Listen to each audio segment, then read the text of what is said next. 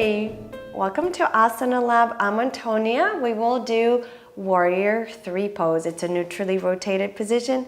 It looks easy, but it's really tricky. So let's get the alignment points right. Come to the top of your mat. We're going to press through all the corners of the left foot. Lift our right leg up. Now, as we tip forward, very important, like a scale, we want to turn the toes down to the mat. It's a neutrally rotated pose, so the hip points are even. Hold your hips. Try not to let them splay open and start to tip down.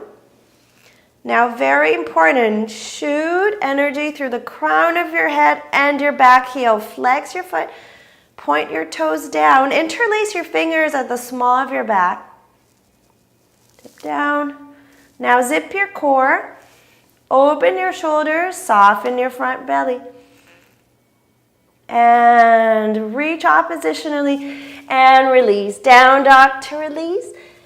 Before you do it on the other side, great job with Warrior 3. Come practice with me other classical and innovative poses from the comfort of your own home. Subscribe to Yogea Yoga.